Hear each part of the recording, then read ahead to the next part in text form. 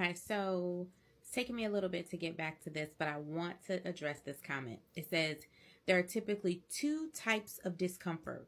One where God is growing you, and one where God is uprooting you. I, it helps to know the difference. So thank you for that comment. But let's talk about a couple of examples between outgrowing a place and being uprooted. And I'm going to give you some real world examples that are from my own personal life. So what I would say is, one, being outgrowing something is, for example, I used to work, again, I've said it before, making $29,000 for my family of four.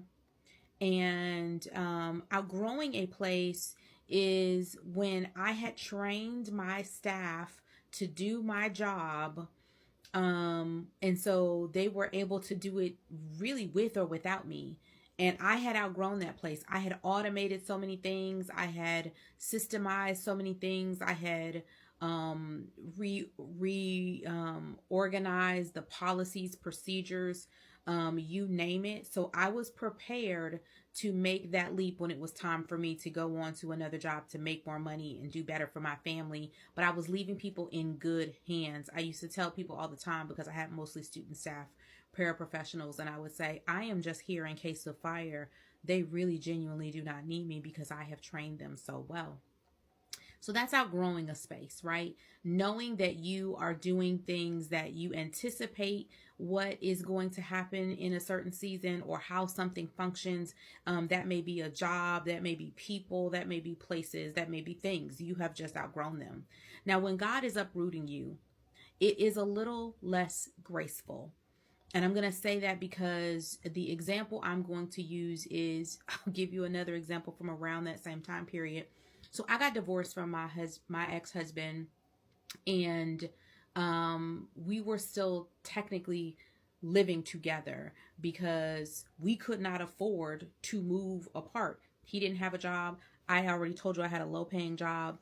In order to be able to afford our divorce, because I just needed to get divorced, in order to be able to afford our divorce, I actually opted to say that he was divorcing me because he had no income to my $29,000. And if he was divorcing me, he could file for free, and I just had to answer for $117. I did that immediately. But again, we just were not making any money. We didn't have any money. That was part of the reason we were getting a divorce, and infidelity was the secondary part, more important to that. But I got evicted, or we got evicted from our apartment, and it was embarrassing. But honestly, what it did is it got that man out of my house. Me and my baby got to go back to my parents' house, and he had to go wherever he needed to go. And so while it wasn't uprooting, it was one that God was moving me out of a situation that no longer served me, that no longer was for me, that honestly I was in over my head. I was tired. I was worn out. I needed to go. I was being uprooted to move on to a new thing.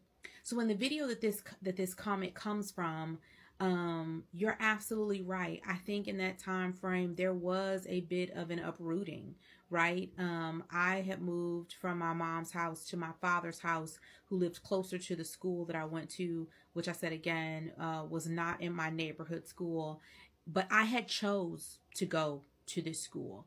I had chose to go to this school because I was feeling the feeling of needing to be challenged, needing to be pushed, and needing to be in a place that had a little bit more rigor. I was in a public school that was fine. It was sufficient, but it wasn't necessarily something that I was being challenged. And so I found myself always in some shenanigans. If that were a fight, sitting in the principal's office, getting into just shenanigans and trouble. And so I knew that if I had followed these people into high school, that was going to follow me. It was not until I got serious about my own education and requesting from my parents to go to this better school and allowing me to apply and go, I was actually, pushing for my own growth. And so to your point, When God is ready to move you out of the place that you are in, when he is ready to push you out of the place that you are in, you will know the difference between outgrowing something gracefully or being plucked up and uprooted and moved to a new spot that you will eventually probably were staying in a thing that was, if I'm being honest, you had already outgrown, but you weren't going to make a move. And there are so many of us who have outgrown where we are, but so afraid to make the next step that we are paralyzed by doing nothing or with doing nothing. When we know we've heard the call of God, we know we've heard his voice, we know he's told us it is time to go. And I can tell you that I'm kind of feeling like I'm in that circumstance lately, is that I go to jobs to accomplish certain things. And once I have ticked off those boxes, it's kind of like, all right, now what? What next? And that's usually in about 1.5 to 2 years.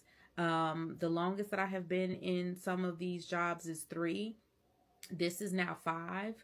I stayed at the university for probably around 5 years, that 5-year mark. But the only way for me to grow was for me to go. And I hope that helps.